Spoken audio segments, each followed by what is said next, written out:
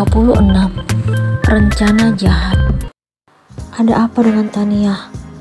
Walaupun tadi obrolan kami telah terputus karena aku tidak sanggup untuk meneruskannya, ia masih tetap berusaha menghubungiku sekarang. Sepenting apa informasi yang ingin ia sampaikan? Biasanya ia tidak pernah seperti ini sebelumnya. Akan tetapi aku benar-benar tidak sanggup menerima telepon darinya saat ini. Mual yang kurasakan makin sering muncul. Kepalaku juga sangat sakit. Aku ingin memejamkan mata setelah minum air hangat nanti. Akhirnya, Mas Raka pun kembali masuk kamar sambil membawa gelas berisi air yang aku inginkan. Aku segera meneguknya hingga habis. Sebelum kembali merebahkan tubuh, aku mengirimkan pesan kepada Tania sebagai permintaan maaf. Maaf Tan, aku gak bisa angkat telepon kamu karena aku sakit. Ini aku mau tidur, besok aku telepon ya. Aku segera meminta Mas Raka menyimpan ponselku ke nakas, sedangkan aku memilih berbaring. Aku berharap setelah istirahat malam ini, rasa mual dan lemas itu tidak muncul lagi. Aku ingin bersikap profesional dalam pekerjaan. Jadi, tidak ada istilah bebas libur kerja kapan saja karena istri CEO sekaligus pemilik perusahaan. Mas Raka akhirnya merebahkan tubuh setelah menyimpan ponselku. Ia menutupi tubuhku dengan selimut, lalu memelukku. Ia selalu mampu menciptakan kenyamanan di hati ini, hingga rasa cintaku kepadanya makin berkembang. Besok kita ke dokter aja ya sayang. Ia mencium pundakku. Mas tenang aja, saya baik-baik aja kok. Ini udah mulai enakan setelah minum air hangat. Besok juga pasti langsung segar. Aku merasa yakin kalau aku tidak sakit. Tapi saya khawatir. Jangan terlalu dipikirin mas, saya nggak apa-apa. Kita istirahat aja. Saya mau bawa tidur supaya lupa mualnya. Aku tidak ingin melihat Mas Raka khawatir. Pokoknya kalau kamu merasa nggak enakan, harus bangunin saya nanti kalau ketiduran. Ketiduran? Kan memang harus tidur mas. Aku tidak mengerti apa maksud Mas Raka. Mana mungkin saya bisa tidur melihat istri saya seperti ini. Aku merasa bersalah mendengar penuturannya. Aku pun berbalik arah menghadapnya. Jangan seperti ini dong mas. Saya nggak mau kalau mas kurang tidur dan akhirnya nggak konsen kerja. Lihat kamu sakit, saya nggak mungkin bisa tenang sayang. Kalau dokter udah cek kondisi kamu, baru saya bisa tenang. Aku sangat terharu dengan perhatian yang Mas Raka tunjukkan. Dulu, aku selalu berpikir kalau Mas Arga adalah sosok yang sangat sempurna karena selalu peduli dan perhatian kepadaku. Ternyata aku salah. Mas Raka jauh lebih peduli dan perhatiannya tidak dapat aku tebak. Satu hal yang pasti, ia suami idaman. Ada apa denganku? Kenapa aku kembali merasakan mual? Padahal biasanya kalau sudah minum air hangat, rasa itu pasti berkurang dan akhirnya hilang. Ini benar-benar aneh. Aku belum pernah mengalami hal seperti ini sebelumnya. Gimana saya bisa tenang sayang? Ini kamu mual lagi. Kamu itu lagi gak sedang baik-baik aja. Pokoknya dokter harus memeriksa keadaan kamu. Jangan membantah suami. Kali ini, aku melihat ketegasan Mas Raka. Biasanya ia bersikap seperti itu kepada karyawan dan karyawatinya. Mungkin ia sangat khawatir melihat keadaanku. Iya mas, maaf. Tapi ini udah malam. Aku pun mengiyakan apa yang Mas Raka inginkan. Besok pagi kita cek ke dokter. Tapi besok kerja mas. Aku tidak ingin mengabaikan tanggung jawab dan pekerjaanku di kantor. Dalam keadaan seperti ini, kamu masih mikirin kerja sayang. Kesehatan jauh lebih penting dari segalanya. Kalau kamu udah sehat, kerja pun enak. Sekarang jangan mikirin kerjaan. Entah kenapa, aku tiba-tiba merasa sedih.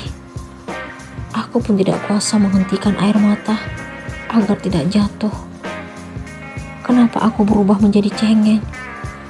Ada apa denganku? Padahal Mas Raka hanya mengungkapkan rasa pedulinya terhadapku. Kamu kenapa sayang?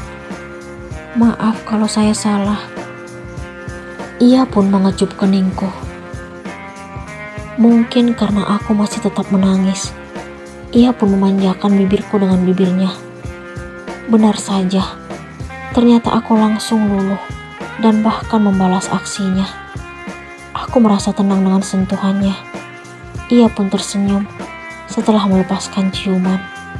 Sementara aku langsung menutup wajah karena malu. Pagi ini, aku dan Mas Raka menuju rumah praktik dokter untuk memeriksa keadaanku yang masih lemas dan pusing, juga rasa mual yang makin sering. Aku sangat bingung karena sarapan pagi ini tidak dapat aku terima. Saat di meja makan tadi, semua aroma makanan yang tersedia seolah-olah mengundang rasa mual. Aku tidak dapat menikmati makanan karena memilih menuju kamar mandi.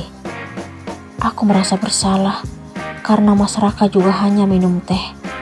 Ia memilih menemaniku ke kamar mandi. Setelah tiba di rumah dokter yang merupakan sahabat Mas Raka, aku segera diperiksa. Laki-laki yang mengenakan jas putih itu justru meminta Mas Raka membawaku ke rumah sakit. Namanya Dr. Revan yang berparas tampan. Kenapa harus ke rumah sakit, Van? Tanya Mas Raka kepada dokter tersebut. Nggak apa-apa, nanti juga kalian tahu jawabannya. Beliau menunjukkan senyum manisnya. Ada Raka. Wanita muda sedang berbadan dua langsung menyapa Mas Raka. Ia istri Dr. Revan. Iya Dar, istriku lagi gak enak badan nih, mual terus dari kemarin. Mas Raka pun memberikan balasan. Mual? Jangan-jangan lagi hamil. Aku terkejut mendengar penuturan wanita yang bernama Dara tersebut. Kok aku gak kepikiran ya? Mas Raka tampak semangat. Makanya aku bilang langsung ke rumah sakit aja. Dr. Revan kembali membuka suara. Kenapa gak bilang dari tadi? Mas Raka menepuk pundak sahabatnya itu. Yuk sayang. Ia pun meraih tanganku. Lalu kami meninggalkan tempat itu setelah berpamitan. Apakah aku benar-benar hamil? Aku akan menjadi seorang ibu. Ini masih seperti mimpi. Beberapa waktu lalu, aku masih merasa menjadi wanita paling menderita karena tidak dapat bersatu dengan laki-laki yang dulu mengaku akan memiliki anak dariku. Tidak masalah jika akhirnya harapan itu tidak menjadi kenyataan, sebab aku akan memiliki anak bersama suami yang sangat mencintaiku. Orang yang telah lama membersamai kita tidak selamanya akan menjadi yang terakhir. Itu yang kualami. Mas Raka yang baru memasuki kehidupanku justru berhasil membuatku menjadi istrinya. Aku dengan ikhlas telah menyerahkan diri kepadanya karena ia mampu membuatku melupakan masa lalu. Ia suami terbaik. Sayang, kamu hamil. Mas Raka memelukku sangat erat setelah kami keluar dari ruangan dokter kandungan. Iya mas, ini anugerah dari Yang Kuasa. Aku mengusap perutku. Anak saya ada di sini.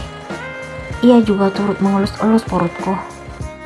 Iya mas, aku terharu melihat kebahagiaan yang terpancar dari wajahnya. Ya udah, kamu tunggu sebentar di sini. Saya tebus obat dulu. Mas Raka pun meninggalkanku duduk sendirian di depan ruangan dokter yang memeriksaku tadi. Tidak jauh dari tempatku duduk, ada anak kecil terjatuh. Aku pun beranjak untuk membantunya berdiri. Setelah aku hampir mendekatinya, seseorang dari belakang mencekal tanganku sangat kuat hingga aku merasa kesakitan. Aku tidak mampu berbuat apa-apa karena orang itu mengancamku. Ia pun memaksaku memasuki mobil yang terparkir di depan rumah sakit. Ternyata Clara yang mengendarai kendaraan roda 4 tersebut. "Hai Nay," Clara menyapaku setelah mobil meluncur meninggalkan rumah sakit. "Turunin aku, Clara. Mau kamu apa?" Aku sangat kesal terhadap tetangga masa kecilku itu. "Kamu tanya mau aku apa? Hanya satu yang aku mau darimu." "Apa?" "Tinggalkan Raka. Dia milikku." Ia kembali mengakui Mas Raka sebagai miliknya. "Jangan mimpi kamu. Kamu punya malu nggak? Udah ditolak, tapi masih aja ngotot. Harga diri kamu di mana?" Aku tidak mampu menahan amarah, hingga akhirnya melontarkan kata-kata yang mungkin menyakiti hatinya. Ia tiba-tiba menghentikan mobil, lalu menamparku. "Akan kubuat kau menderita dan tidak bertemu lagi dengan Raka." Aku ingin membalasnya, tetapi tanganku masih dicekal oleh orang yang tadi membawaku keluar dari rumah sakit. "Suamiku pasti akan mencariku. Dia akan memberikan pelajaran padamu. Kita lihat aja siapa yang akan mendampingi Raka nanti. Aku pastikan kalau kamu akan menjadi masa lalunya." Aku sempat berpikir bahwa Clara telah berubah dan tidak akan menggangguku lagi. Ternyata aku salah. Akhir-akhir ini ia tidak mengusikku karena telah merencanakan kejahatan ini. Ia ingin memisahkan aku dengan Mas Raka.